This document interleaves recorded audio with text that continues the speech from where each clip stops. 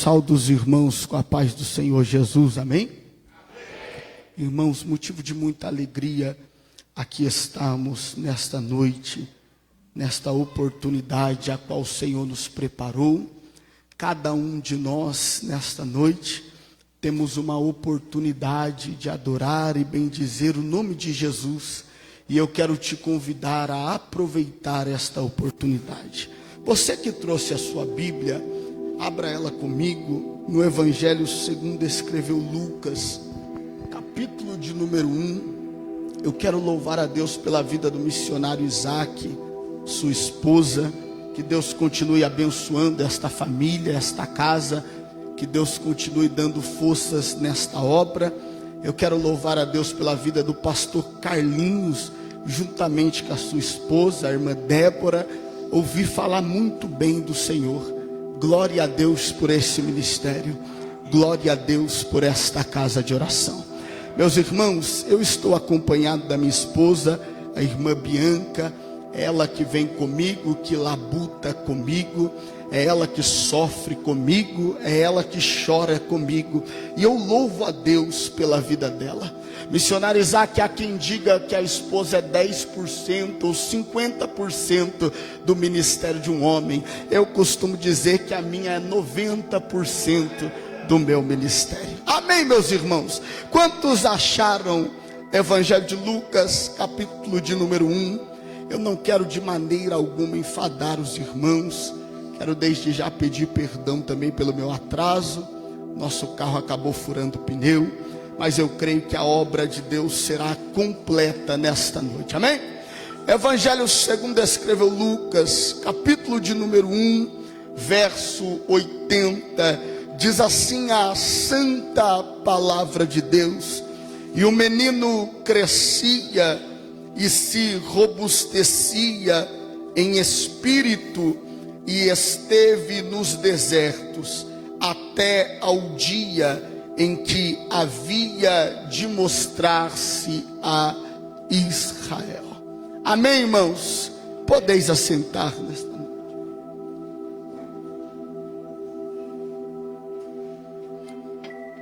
Amados irmãos, a Bíblia que nós lemos e pregamos nesta noite, ela não é um livro que foi feito somente para lermos ou para entendê-la de forma intelectual. Segundo o que diz o apóstolo Tiago em sua epístola, a Bíblia é um livro para ser lido e vivido. De nada adianta conhecermos a Bíblia do Gênesis ao Apocalipse se a nossa vida não tiver pautada na Bíblia. A Bíblia não é um livro para ser deixada na estante ou para somente aumentar o nosso intelecto. A Bíblia é o nosso padrão de vida. A Bíblia é o que nos conduz para a santificação. A Bíblia é o padrão do crente. E olhando para a Bíblia, nós perceberemos que a Bíblia, ela interpreta a própria Bíblia. A leitura sagrada é harmônica entre si mesmo, e a Bíblia não se contradiz. Pelo contrário, a Bíblia se completa do Gênesis ao Apocalipse. A Bíblia que nós temos em nossas mãos, ela carrega no seu cerne uma centralidade. A Bíblia tem um centro. A Bíblia tem um assunto principal, e o assunto principal da Bíblia não é o homem. O assunto principal da Bíblia é Jesus Cristo.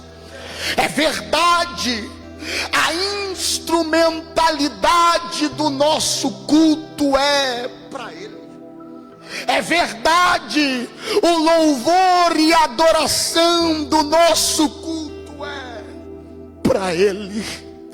A centralidade do nosso culto é para Ele. Nós viemos para adorar e bendizer Ele. Jesus é o ponto central da Bíblia. Toda a Bíblia aponta para Jesus. A Bíblia não tem seu intuito levantar o homem.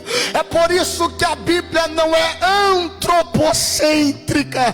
Na verdade, o intuito da Bíblia é exaltar o nome de Jesus. No Antigo Testamento ele é prometido, prefigurado. No Novo Testamento ele é revelado e exaltado. Não importa, do Gênesis ao Apocalipse, o assunto da Bíblia é Jesus. Eu sinto a graça dele aqui. Eu sinto a presença dele aqui.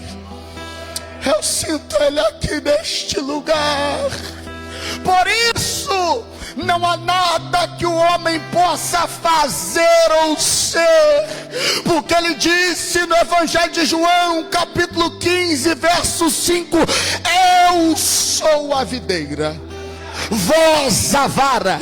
Se estiverdes em mim e eu nele, darei muitos frutos, mas sem mim nada podeis fazer.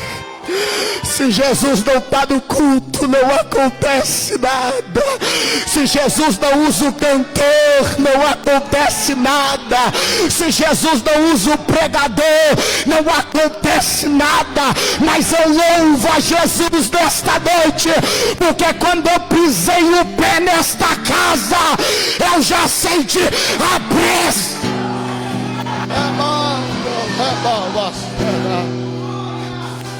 Ele é o convidado de honra.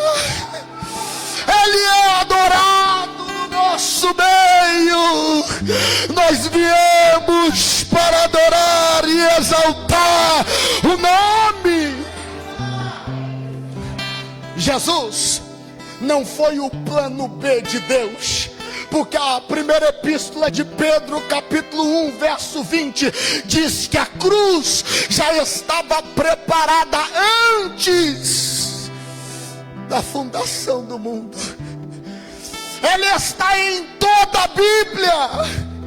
É impossível abrir a Bíblia e falar de mim mesmo, porque o assunto dela é Jesus. Eu vim pregar para um povo que ama a palavra. Eu vim pregar para um povo que entendeu que a centralidade do nosso culto ainda é Jesus.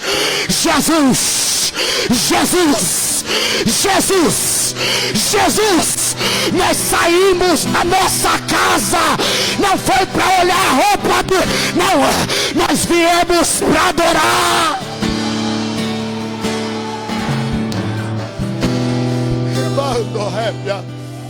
Se prega muita coisa, pouco se prega Jesus. Se canta muita coisa, pouco canta sobre Jesus. Mas quando o assunto é evangelho, adoração, avivamento, Pentecoste, a primazia ainda é a palavra. A primazia ainda é Jesus. O Gênesis fala sobre ele.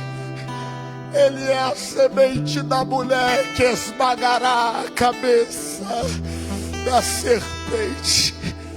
O Pentateuco fala sobre ele. Ele é o cordeiro imaculado que o sangue passa no umbral da porta. E casa que tem sangue do cordeiro, o diabo não entra. Eu estou pregando para um povo que entendeu que a centralidade da nossa vida está pautada em Jesus. Que mando, Rébia. Eu sinto a graça dele aqui no nosso meio.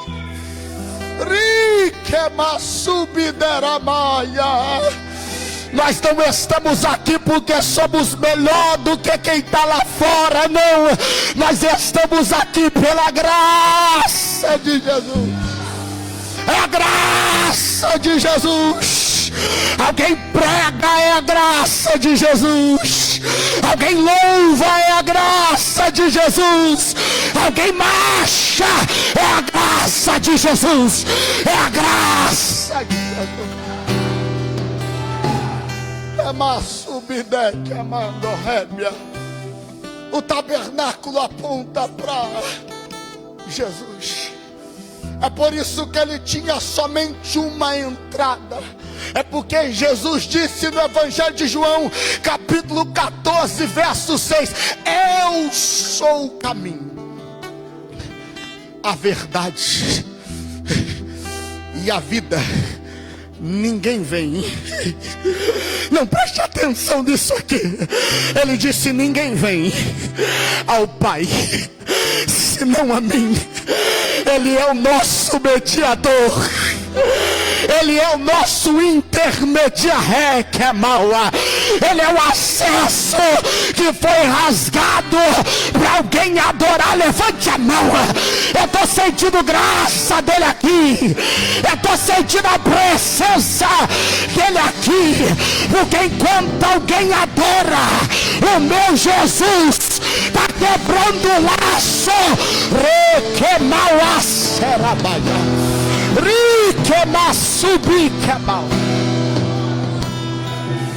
Mando Rébia. O diabo tentou de tudo. Eu estou sentindo Deus aqui. Mas tem alguém que entendeu que a centralidade é Jesus. Paulo entendeu que enquanto era pela força dele, ele disse: miserável homem que sou. Mas no capítulo 8, ele entendeu que quem está de pé, não está de pé porque é forte. Quem está de pé por conta da graça. Mano, os salmos falam sobre ele. Os profetas falaram sobre ele. Isaías disse: ele está vindo aí. Maravilhoso, Deus forte, Pai da eternidade, Conselheiro, Príncipe da paz. Onde ele chega, a confusão vai embora. Onde ele chega, a depressão vai embora. Eu estou sentindo graça de Deus aqui, porque enquanto eu estou pregando neste altar, Deus está visitando a casa. Levante as tuas mãos, porque alguém olhou para a tua casa e disse: de lá só sai da alcoólatra. Mas Deus toma minha boca. Eu estou levantando o pregador lá. Eu estou levantando. Ai, ai, ai. Esse povo gosta da palavra. Enquanto alguém adora, o meu Pai está visitando e está dizendo: eu vou fazer.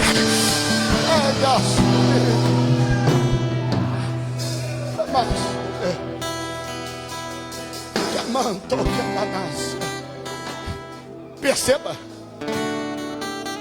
é tudo sobre ele. É tudo sobre ele. Mas quando chega no capítulo 40, Isaías diz: preparai o caminho, vós do que clama no deserto. Ele é tão grande, ele é tão poderoso, e ele diz: eu vou dar o privilégio de alguém pequeno preparar o caminho. Não, pelo amor de Deus. É tudo sobre ele. E ele decide dar o privilégio para alguém. Ele disse: eu vou confiar em alguém para fazer esse negócio. Eu vou colocar um instrumento na mão de alguém. Perceba, quem faz é ele, mas ele ainda usa alguém para preparar caminho. Mas obedérica. Talvez tu cansou de convidar alguém da tua casa, e Deus me trouxe aqui para dizer para alguém: não é você que faz, tu só prepara caminho. E enquanto tu prepara caminho, eu estou chegando com livramento na vida de alguém. Eu estou chegando com oportunidade na vida de alguém.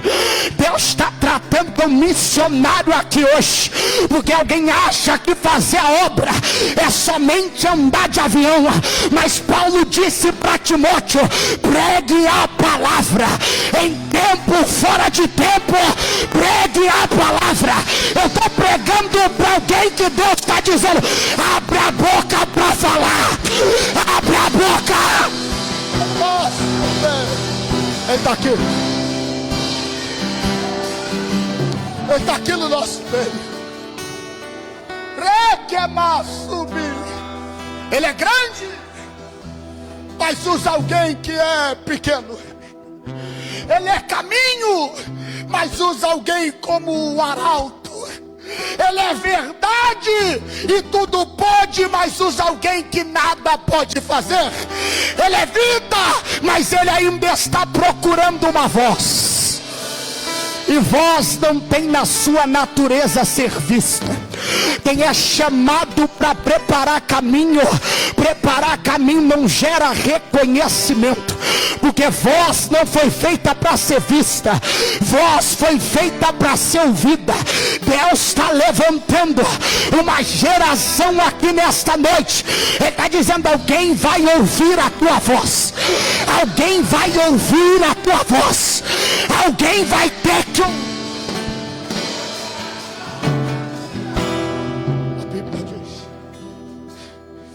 Alguém tem a incumbência de preparar. E quando nós olhamos um chamado tão grande como esse, nós nos perguntamos: de onde vem alguém com tamanha responsabilidade? Perceba, o homem já tem uma lista na mão, mas tem momentos que Deus quer levantar alguém que não está na lista do homem. De onde vem alguém com a incumbência de preparar caminho? Do livro de Malaquias ao Evangelho de Mateus, dá-se início a um período que nós chamamos de interbíblico, ou período intertestamentário.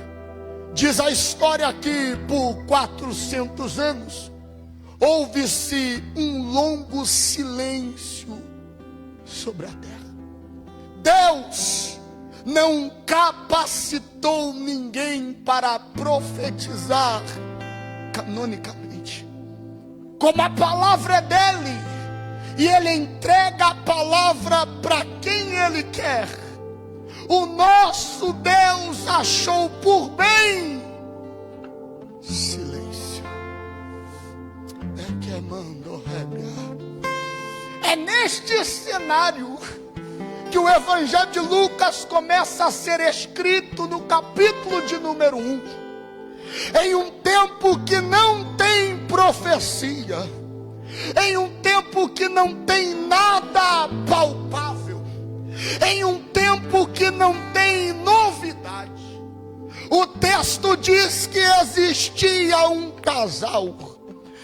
Ambos eram justos perante ao Senhor e viviam irrepreensível no mandamento.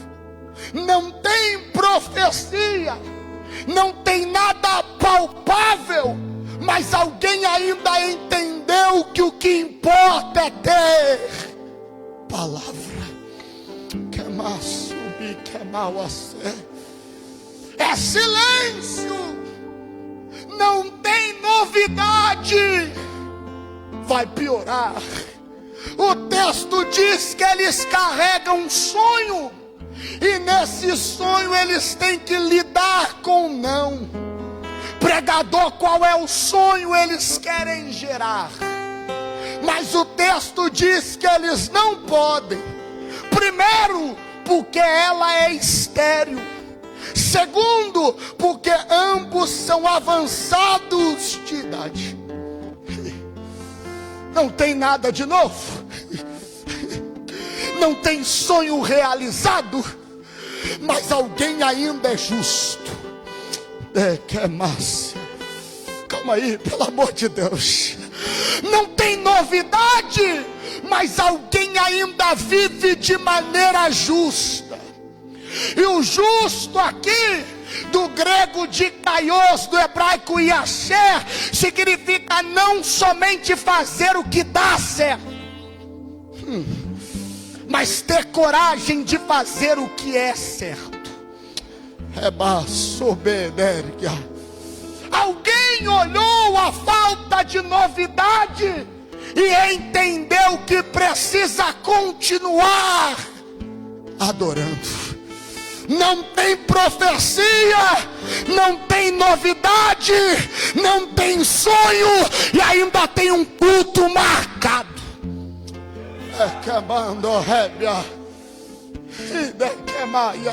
Alguém acha que precisa estar animado para vir para o culto?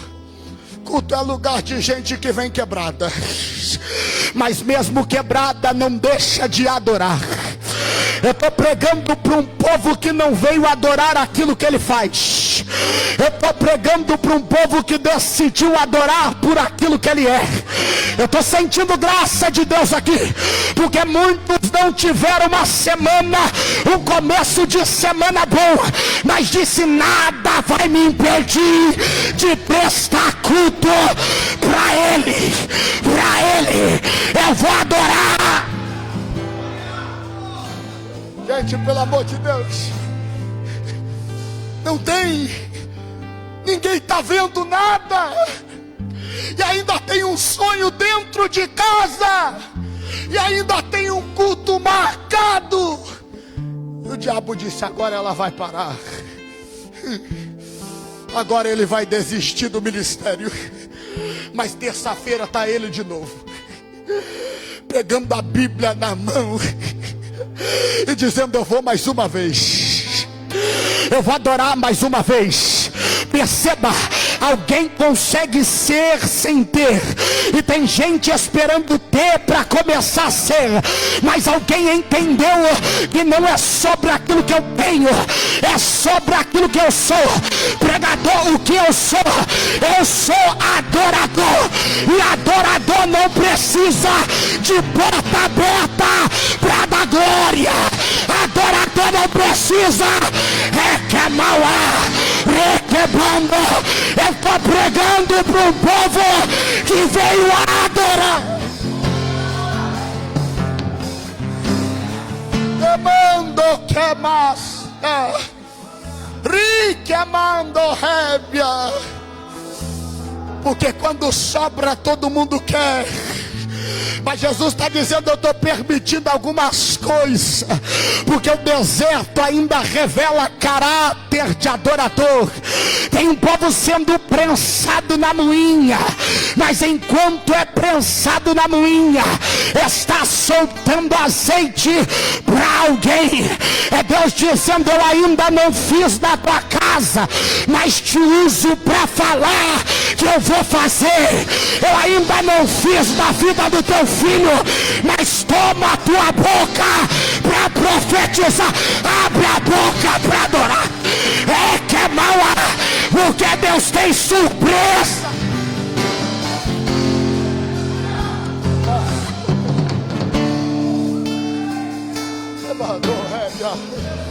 Pregador, não tem nada de novo.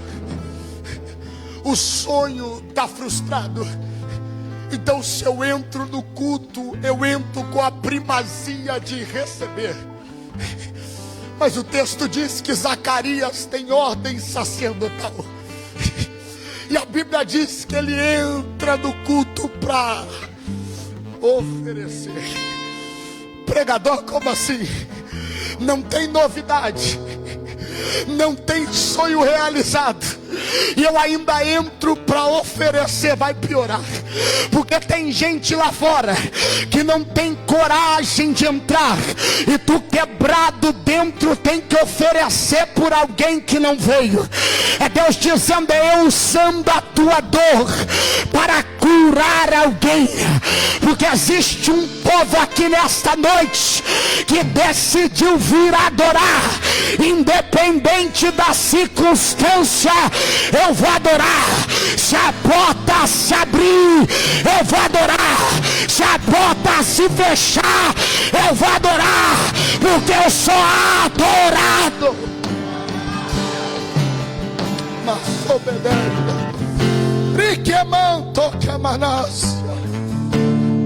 Não tem novidade. Gente, pelo amor de Deus, a gente está falando de sonho.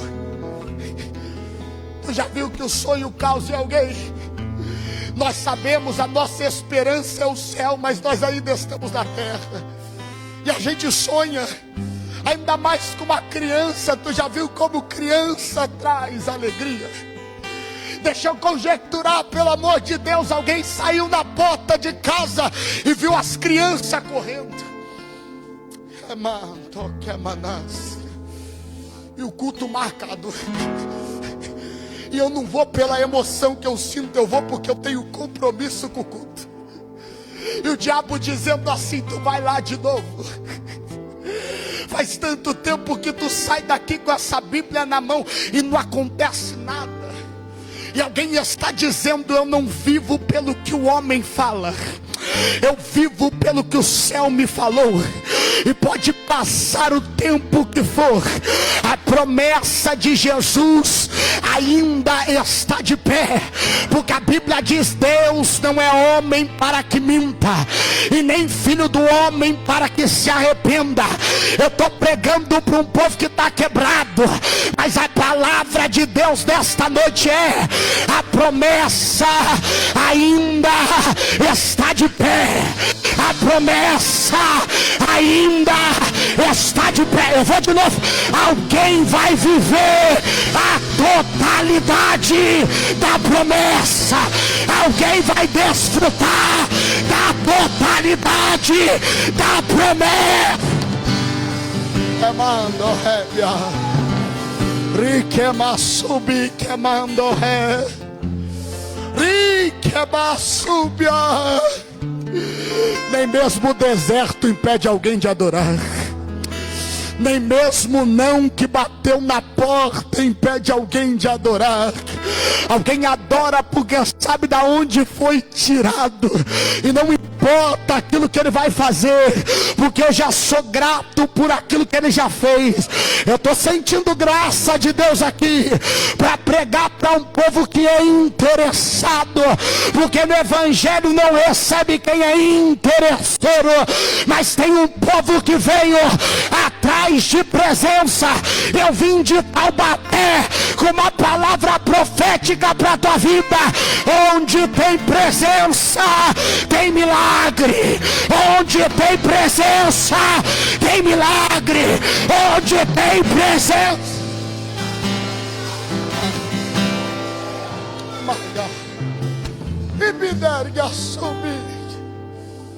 Eu entro.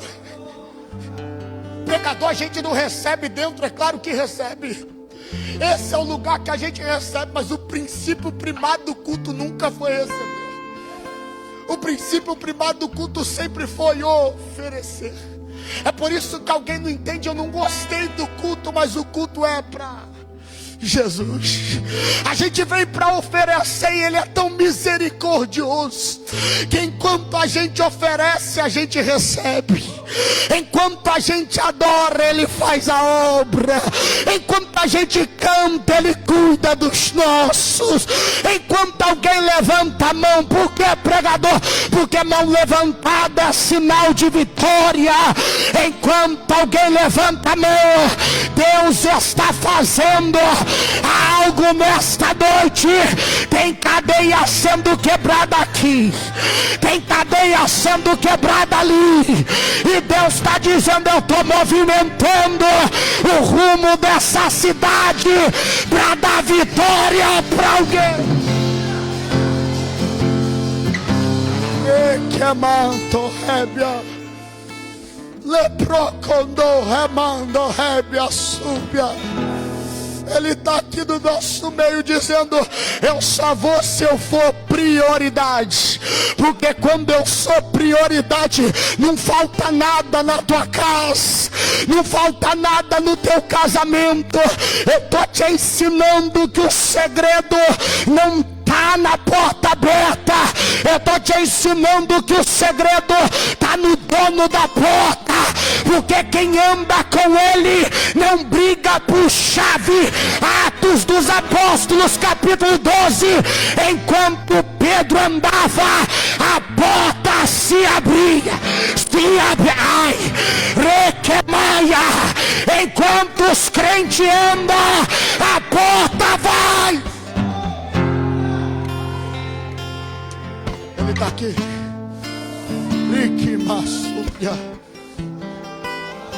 Zacarias entra no culto. Talvez era um culto como esse. Remando rébia, remassubi queimando. Eu ofereço dentro, mas só Deus sabe como está minha vida lá fora. Riquemando quemanácia, requemando rébia. A Bíblia diz que o anjo parou na ponta direita do altar. E a ponta direita simboliza a propiciação. É o céu dizendo: a tua adoração já foi recebida. E quando a oração e a adoração do crente é recebida, Deus desce com resposta na ponta do altar. Alguém clamou dentro, e Deus está visitando alguém que está fora. Alguém clamou dentro, e Deus está dando livramento para alguém que está fora. Alguém olhou para a tua casa e disse: não vai dar em nada, não vai andar, não vai chegar a lugar nenhum. Mas a graça de Deus está dizendo: a última palavra é dele, é dele.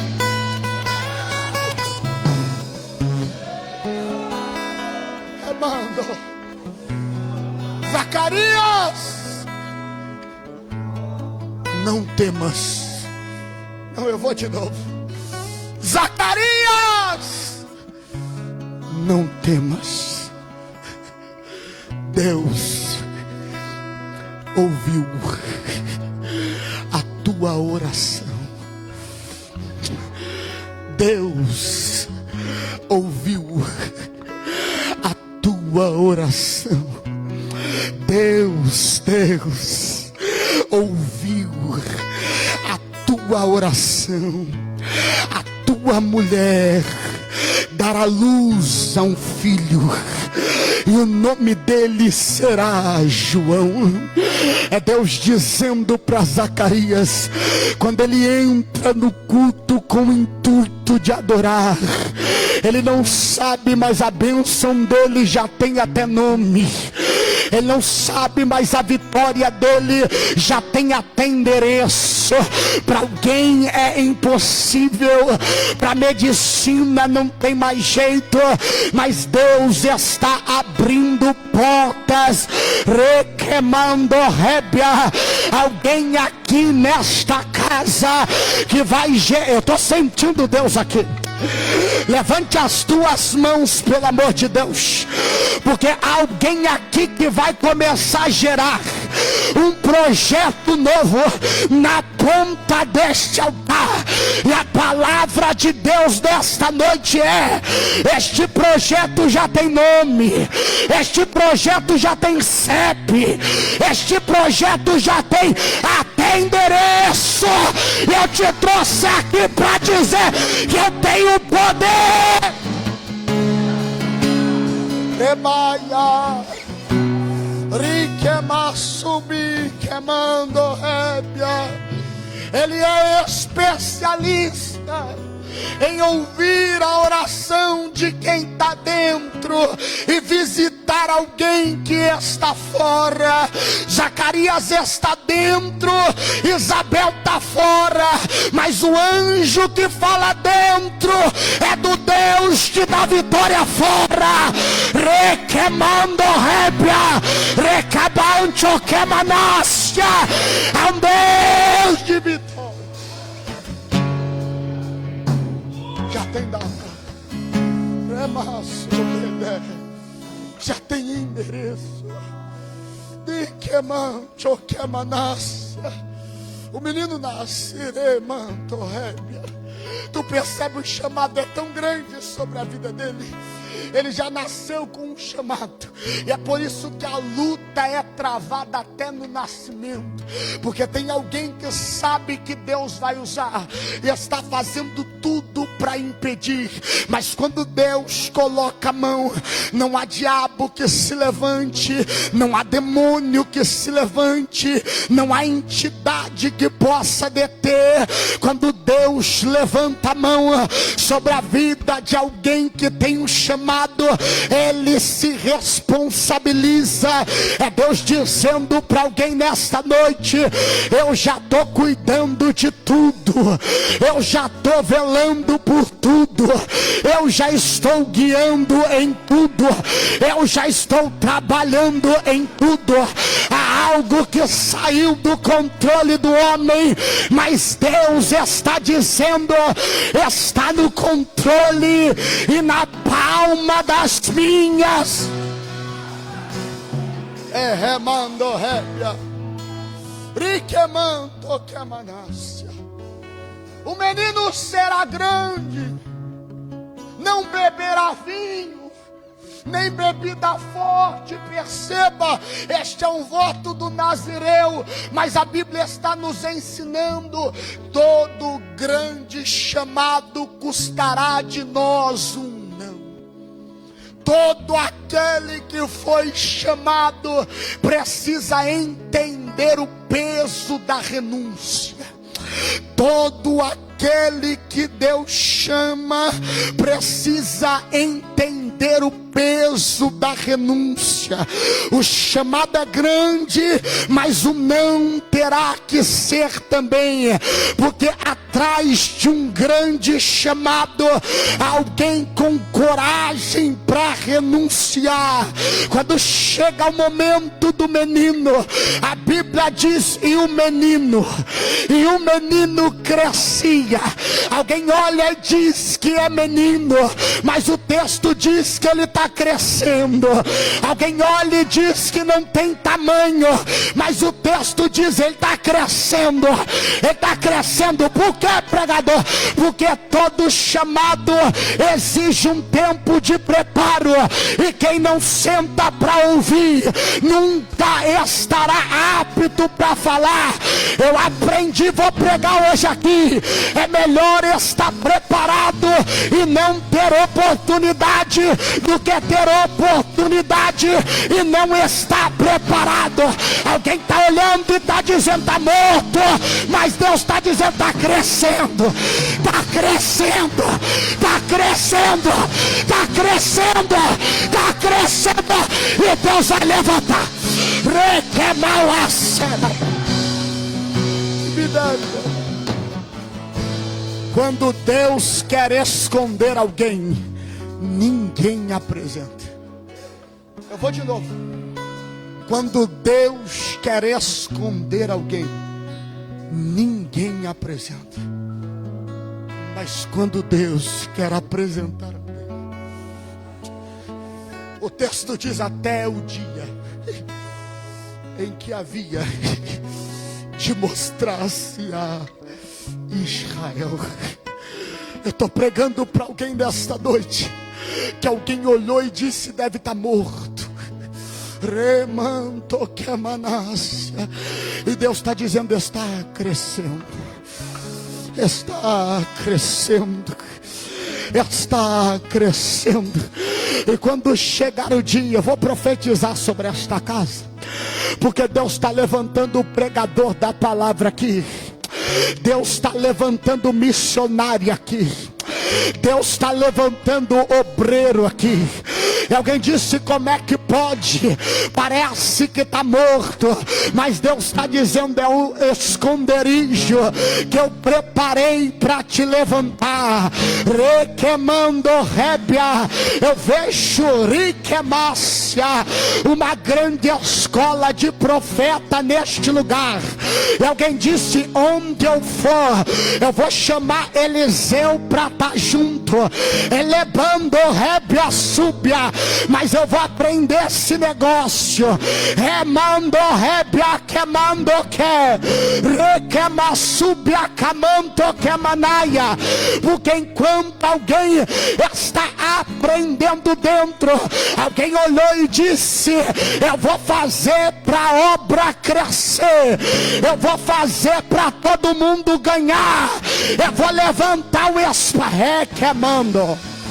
Riquema subidérias, lequemanto quemanácia. O menino crescia e se robustecia, e esteve no deserto até o dia. Todo deserto tem um fim. Requema subidera, riquemando rébia. Todo deserto tem um ponto final. E o dia está chegando sobre esta casa. Lemando rébia. Se coloque de pé nesta noite. Riquemando reba subique. Deus está levantando alguém para ser voz aqui. É queimando queimasse. João pregava e alguém dizia: deve ser o Cristo. E ele disse: na verdade eu vos batizo com água para o arrependimento, mas aquele que vem após mim, eu não sou digno de desatar a sandália dos teus pés. Eu vos batizo com água para o arrependimento, mas aquele que está vindo aí, ele vos batizará com o Espírito Santo e com fogo.